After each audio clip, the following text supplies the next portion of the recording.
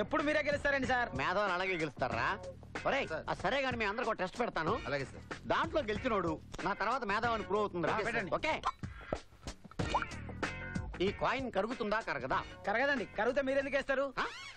ఈ మధ్య నీకు ఐక్యూ బాగా పెరిగింది రోయ్. సరే, ఇంకో క్వశ్చన్ అడుగుతాను, ఆన్సర్ చెప్పండి. అడుకోండి. సూర్యుడు పడమర ఉదయించును. ఇలాంటి గొప్ప అబద్ధం ఇంకోటి చెప్పాలరా. మీరు దొంగల్ని బాగా పట్టుకుంటారు. భలే అబద్ధం చెప్పారా నువ్వు. నీకు ఈ మధ్య బాగా బలిసింది రోయ్. ఎప్పుడు మీరే కదా గెలిచేది. తొందరగా ఆడండి సార్. ఇక్కడ ఎస్ఐ గారు ఎవరండి? నీ కళ్ళకి నా ఎస్ఐలా కనబట్టలేదా? అది కాదు సార్. హైట్ తక్కువ అనుమానించుకో. ప్రాబ్లం ఏంటో తొందరగా చెప్పు. ఇక్కడ పెద్ద టెస్ట్ జరుగుతుంది. సార్, ఈ ఊర్లో ఒక అమ్మాయిని కిడ్నాప్ చేశారండి. కిడ్నాప్? ఆపండి ఆపండి సార్, ఇదే సార్ ఇల్లు. అవును, దిగండి సార్. జీప్ రివర్స్ లో పోనవరా? ఎందుకు సార్? పారిపోవడానికి రా. పారిపోయే దొంగలు సార్, మనం కాదు. అసలు ఏంటి సార్ ఇదంతా? నేను అక్కడి నుంచి చూస్తున్నాను. మీరు అసలు నిజంగానే పోలీసులా? కనిపెట్టేశారన్నమాట. ఏంట్రా ఆయన కనిపెట్టింది? అదే మీరు రికమెండేషన్ క్యాండిడేట్ అని. ఆ మాట ఆయన అన్నాడా? అనలేదు. అంటాడేమని డౌట్. ఏంటి నీ డౌట్? అవును, నేను రికమెండేషన్ క్యాండిడేట్నే. బాబు, నువ్వు ఇంగ్లీష్ లో మాట్లాడినప్పుడే అర్థమైంది ఇలాంటి దాంట్లో దేంట్లోనే ఇరికిస్తావని. ఇప్పుడు దీంట్లో నేను ఏలెడితే దుర్గాదేవి గారు నన్ను నక్సలైట్స్ ఏరియాకి ట్రాన్స్ఫర్ చేస్తారు. ఎదురు కాల్పుల్లో చచ్చి ఊరుకుంటాను. సార్ అది కాదు, నేను చెప్పేది. ఎస్ఐ గారు ఇచ్చారు.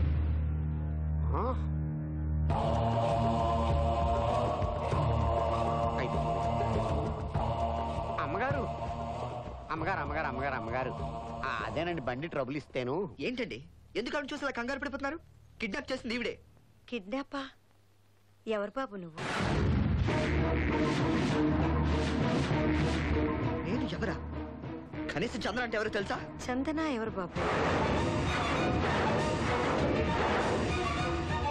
ఎస్ఐ గారు, ఇవి టోటల్ ఫ్రాడ్ లా ఉంది.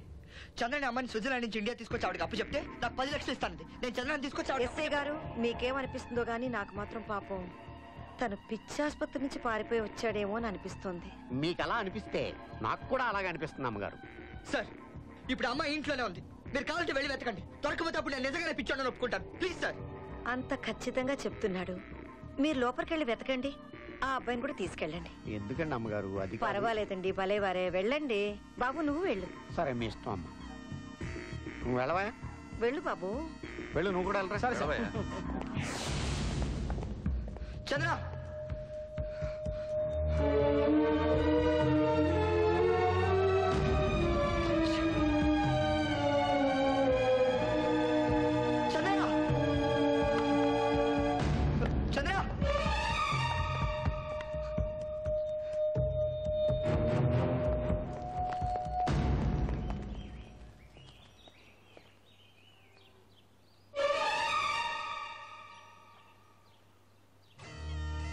ఏం బాబు, అమ్మాయి దొరికిందా?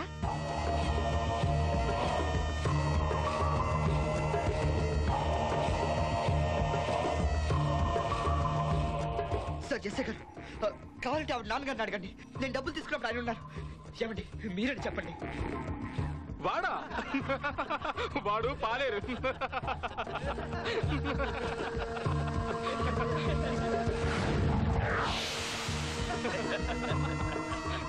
నీకు పోలీసులు భయపడ్డంత మాత్రం ఊరుకుంటా అనుకుంటావా? ఈ ఊరి ఎమ్మెల్యే ఎంపీలకి కంప్లైంట్ ఇస్తాను. ఇతనే ఈ ఏరియా ఎంపీ. ఆడేదో కంప్లైంట్ ఇస్తానంట, రాసుకో.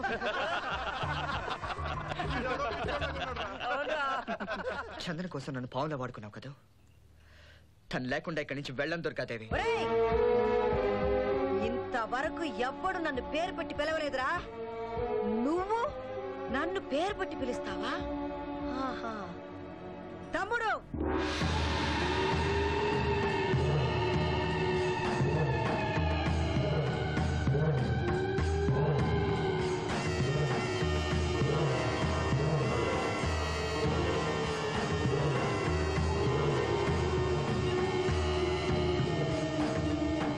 అమ్మగారు, వీడి సంగతి నేను చూసుకుంటాను. నువ్వు రావయ్య. కదండి, అమ్మాయి చెప్పేది ఒక నిమిషం వింటారా?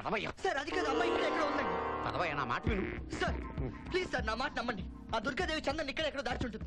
ఏమయ్యా, ఆవిడ నీకు బొట్టు పెట్టాక చందనం ఉన్నా ఒకటే లేకపోయినా ఒకటే. ఈ బొట్టు గిట్టి అసలు ఏంటండి? అవును, అయినా వాళ్ళు బొట్టు పెడితే భయపడిపోవాలా? ఇది గుళ్ళో పూజారి పెట్టే బొట్టు కాదయా, బలి తీసి ఇప్పుడు మేకపోతుకు పెట్టే బొట్టు. ఇదిగో, స్కూల్లో నేను లెక్కల్లో ఫస్ట్, కానీ వీళ్ళు నరికేసిన తలకాయలు లెక్క పెట్టడం ఇప్పటి వరకు నా వల్ల కాలేదు. ఇదంతా నాకు అనవసరం అండి. చందన్ తీసుకెళ్లకుండా నేను ఇక్కడి నుంచి వెళ్ళను.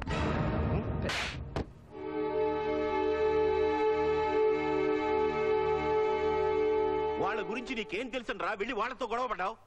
ఎవరైనా బొట్టు పెట్టి పేరంటానికి పిలుస్తారు. ఆ దుర్గాదేవి ఎవరికైనా బొట్టు పెట్టిందంటే మట్టు పెట్టినట్టే. ఇప్పుడు దాని కన్ను నీ మీద పడింది, వదిలిపెట్టదు. అధికార బలం, రాజకీయ బలం ఉన్న రాక్షసిరా అది.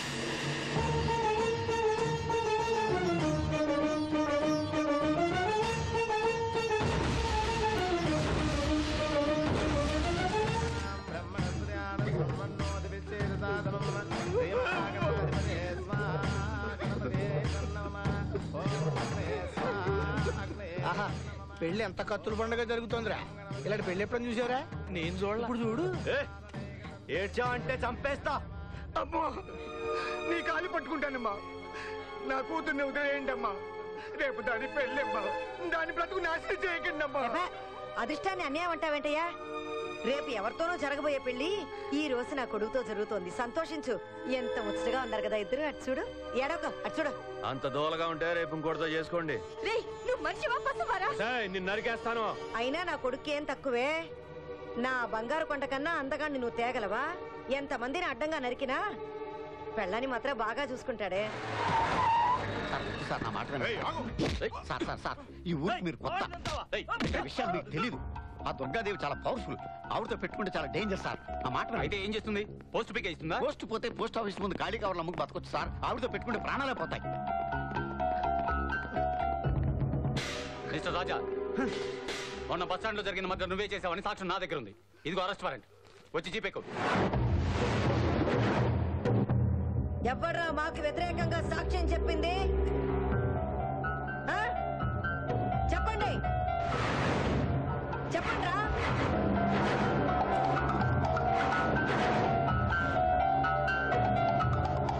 సాక్ష్యం చెప్పింది ఎవరైతే ఏంటి? వారెంట్ తెచ్చా. రానంటే సంకెళ్ళు వేసి నడి రోడ్డు మీద ఈడ్చుకుంటూ తీసుకెళ్తా. సభాష్ ఇన్స్పెక్టర్, నువ్వు నాకు నచ్చావు. మగవాడు అనిపించుకున్నావు. ఒరే ఇన్స్పెక్టర్ గారికి బొట్టు పెట్టండి రా.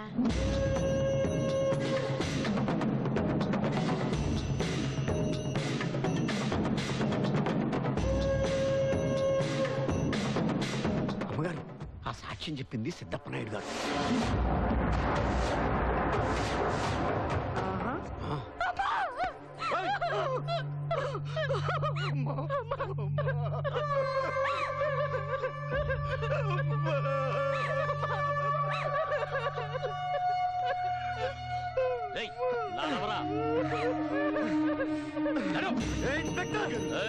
నీకు తెలియదు ఏంట్రా? నీ గురించి తెలిసేది. తమ్ముడు,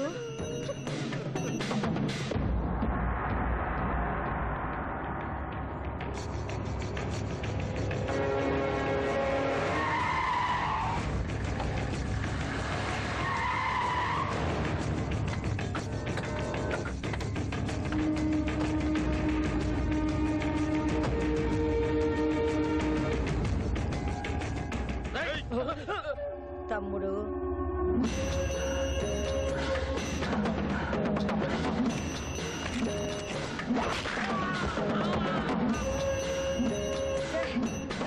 నాన్న, నా బంగారు కొండ నిన్న అరెస్ట్ చేసి నిన్ను పోలీసు పెక్కిస్తాడా వాడు? వద్దులే, అటు చూడద్దు, భయపడతావు. వెళ్దారా.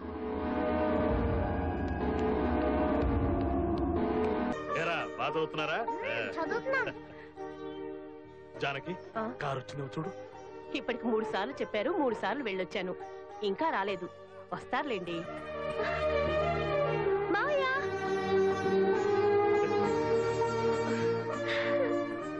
ఎక్కడ అంకులు అంటావని భయపడ్డాను. తాతయ్య. అమ్మా చందన, నాన్న ఎక్కడరా? బాగున్నావా తల్లి?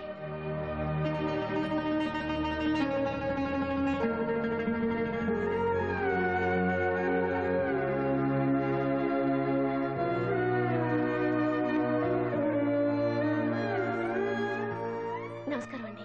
బాగున్నావమ్మా? ఏంట్రా ఆగిపోయావే? ఎలా వస్తాడు మామగారు? గుజరాత్ అమ్మాయిని చేసుకున్నాడని గుమ్మం తొక్కద్దన్నారుగా. అది ఎప్పుడో జరిగిన మాట. ఆ విషయం మర్చిపోయాను రా. అసలు దీన్ని చూడటానికే ఈ షష్టి పూర్తి ఏర్పాటు చేశాను. సమీపిస్తోంది, త్వరగా రావాలి. రండి రండి రండి. తాతయ్య నువ్వు పెళ్ళప్పుడు ఎలా ఉన్నావు కానీ ఇప్పుడు మాత్రం పెళ్లి కొడుకులా ఉన్నావు. నేను బతుకున్నదే నేను పెళ్లి కూతురులా చూడాలనమ్మా. అవునే బామ్మ, నువ్వు ఒకసారి తాతయ్యని పెళ్లి చేసుకున్నావు కదా, ఈసారి ఛాన్స్ నాకు ఇవ్వచ్చుగా, నేను కూర్చుంటాను. మరి తాతయ్య అంత ముద్దొస్తున్నాడు.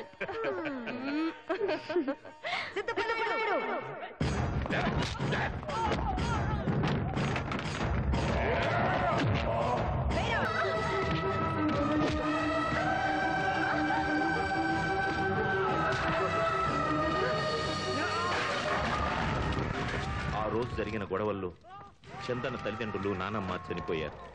ఆ దుర్గాదేవి కొడుకు కూడా మంటల్లో పడి కాలిపోయాడు. గాయపడ్డ సిద్ధప్పరాయుడిని చందన్ని తీసుకుని ఆమె మేనమామ ఊరు వదిలేసి వెళ్ళిపోయాడు. ఆ ఊరు వాళ్ళు దేవుడిని కొలిచే సిద్ధప్పరాయుడికి ఇప్పుడు అక్కడ ఆస్తులు లేవు, అనుచరులు లేరు. అన్నింటినీ దుర్గాదేవి నాశనం చేసింది. ఇప్పుడు వాళ్ళు ఎక్కడున్నారో ఎవరికీ తెలియదు. అటువంటి దుర్గాదేవికి ఎదురెళ్తున్నావురా, నిన్నెలా కాపాడుకోవాలో తెలియడం లేదు. వాళ్ళు నిన్ను వదిలిపెట్టరు, వెళ్ళిపోరా ఇక్కడి నుంచి. పెద్దనాన్న, నువ్వు ఎవరికి భయపడి నన్ను ఊరు వెళ్ళి పారిపోమంటున్నావో వాళ్ళ చేతికి నన్ను నమ్మొచ్చిన చందన అప్పచెప్పొచ్చాను. అన్నయ్య మనకి దక్కాడు కదా అని ఆ అమ్మాయిని అలా వదిలేయటం న్యాయమా? అలా ఆలోచించి ఆగిపోతే వాళ్ళు నిన్ను చంపేస్తారా? చంపినా పర్లేదు, నాకేమైనా జరిగితే నా కోసం ఏడటానికి నాకు అమ్మ నాన్న లేరు. కానీ అమ్మాయి కోసం వాళ్ళ తాత 1000 కళ్ళతో ఎదురు చూస్తున్నాడు పెద్దనాన్న. అంటే ఇన్నాళ్ళు నీకు తల్లిదండ్రులు లేని లోటు తీర్చలేకపోయావనా? సరే వెళ్ళు, కానీ ఆ అమ్మాయి కోసం నువ్వు ఎందుకు వెళ్తున్నావో తెలుసుకోలేనంత పిచ్చివాళ్ళం కావరా మేము. ఆ అమ్మాయిని ప్రేమించినందుకు వెళ్తున్నానే కదా ఉద్దేశం. కానీ నిజమేంటో తెలుసా పెద్దనాన్న, తను నన్ను ద్వేషించకుండా ఉండాలంటే నేను చేసిన తప్పును సర్దిద్దుకోవాలి. అంటే ఈ ఊరు వదిలిపెట్టి వెళ్ళవా? వెళ్లాల్సి వస్తే తను తీసుకునే వెళ్తాను. అది కాదురా పెద్దనాన్న, నీకు తెలియదు తను నన్ను ఎంత నమ్మిందో, ఎంతగా ప్రేమిస్తోందో.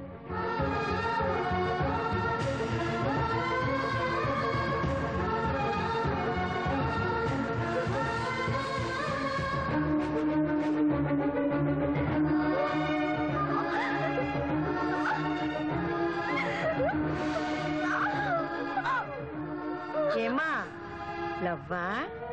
ఓహో,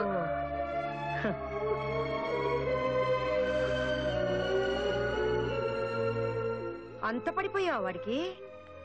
వాడి తెలివితేటలు చూసే పంపించానులే నేను. పెద్ద కోటీశ్వరుడు అనుకుంటున్నావా? కిరాయి వాడే 10 లక్షలు వాడు మొహాన కొట్టాను, వాడు నిన్ను తీసుకొచ్చి ఇక్కడ పడేసి వెళ్ళిపోయాడు.